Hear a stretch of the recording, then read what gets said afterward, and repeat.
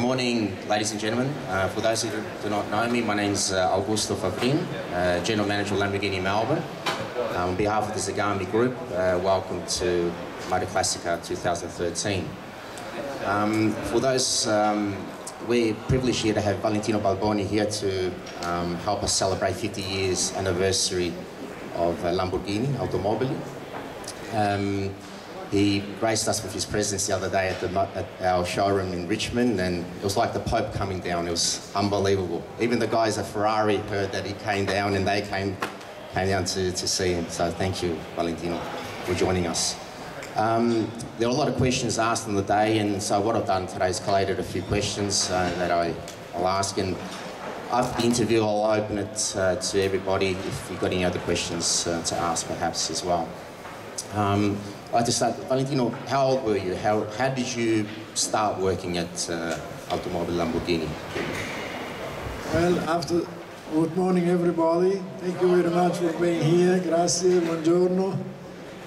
Well, I started in April 68, 21st April 68 to be correct. And I was, after the school I was looking for a job. And I ended up filling up an employment form at Lamborghini Automobili. After I stopped in front of the company to look at those beautiful Miura bodies being downloaded from a truck coming from Torino, where they used to assemble, where Bertone was used to assemble the car for us, for Lamborghini. And well, so I was just walking by and I stopped. And I started helping a man who came out of the company, and he was pushing those bodies inside.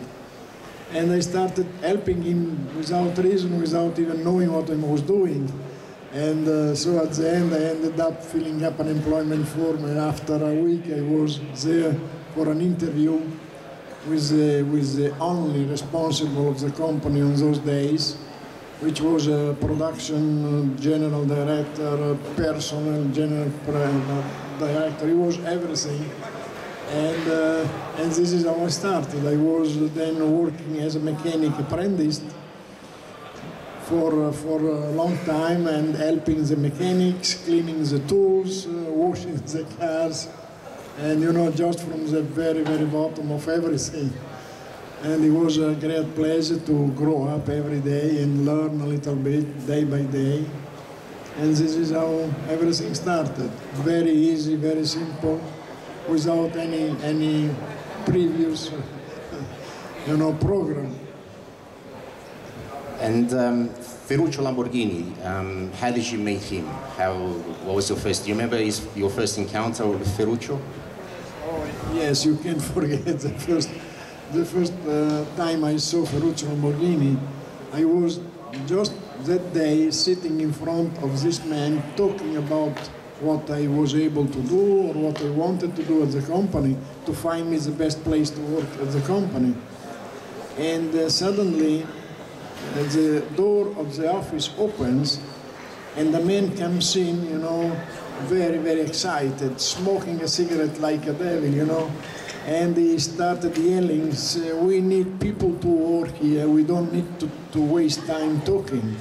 And then immediately he went out, slamming the door, and the man in front of me said, "You just met Ferruccio Lamborghini." This was the first time I saw him. And it was April 68. The story about Ferruccio Lamborghini and Enzo Ferrari, I know you've mentioned this so many times before. Do you mind recalling that story again for your Lamborghini fans here in Australia? Of course, it's always a pleasure to talk about that story, even if it may be a little bit legend, but I don't think it's only legend. I think it's also something true that happened one day when Ferruccio Lamborghini at the beginning, when he became a wealthy industrial with the tractors, he bought a Ferrari for him and another one for his wife. I remember a white and a black car. I don't know which model, but anyway, he was always playing with the car when he was taking customer coming to the company, to the tractor company, to sign big contracts. So he was playing with the car and he was always damaging the clutch, burning the clutch, since he always loved to spin tires, to make a little bit show. And so, he paid a lot of money going to Ferrari service to change the clutch. And after 4 or 5 times, he decided to have the clutch replaced at his tractor company with his mechanics. And a good friend of mine, he found out that the assembly clutch on the Ferrari was exactly the same fitted in a small Lamborghini tractor. The pressure plate and the disc clutch was the same, being a commercial part, that everybody bought on those years to be fitted on sport car. And so this friend of mine called immediately Ferruccio Lamborghini, and he was upstairs at the office. Ferruccio came down to the place, to the shop, and when he saw the new clutch of his tractor and the old burnt clutch of his car, he was very upset, and he started yelling and saying everything. At a certain point, he met Enzo Ferrari, and the two guys started to argue for different things. And Ferruccio Lamborghini told to Enzo Ferrari, "You are a farmer, you are a tractor driver, you cannot complain about my beautiful cars."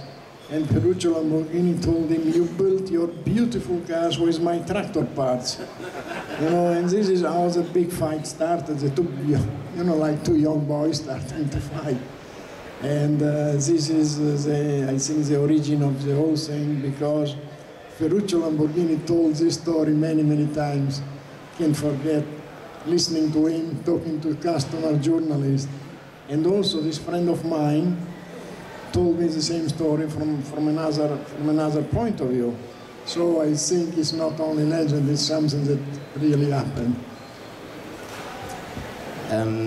Bob Wallace, he passed away not long ago. I know he was a close friend of yours. He was the original test driver back in the very, very early days, and I think you were mentor. Can you talk a little bit about Bob Wallace, perhaps?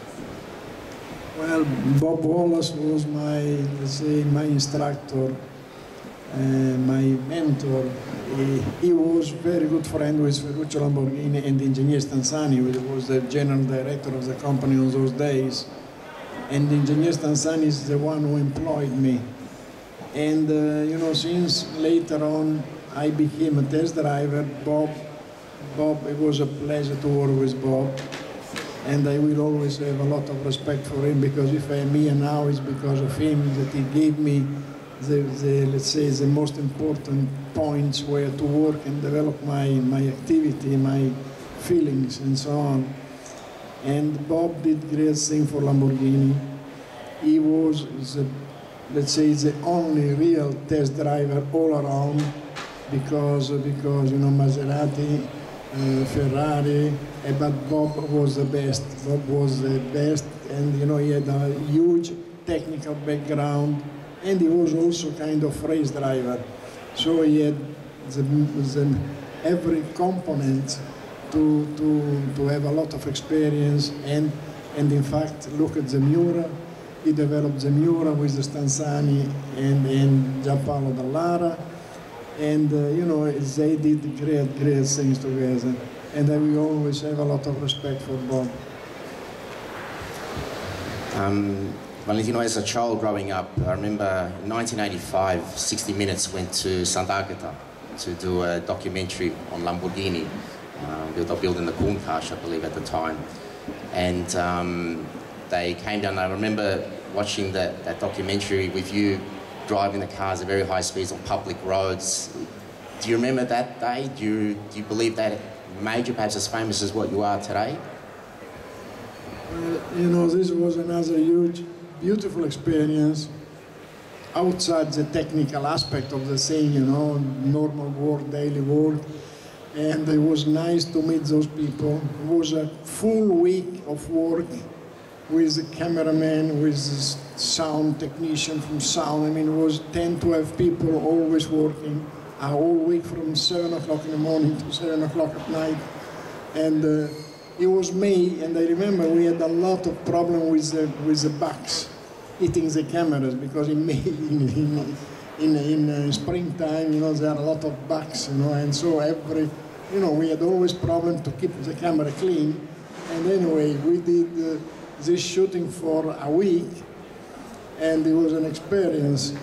It was very nice to meet Morley Safer, which I was impressed when first time I saw him.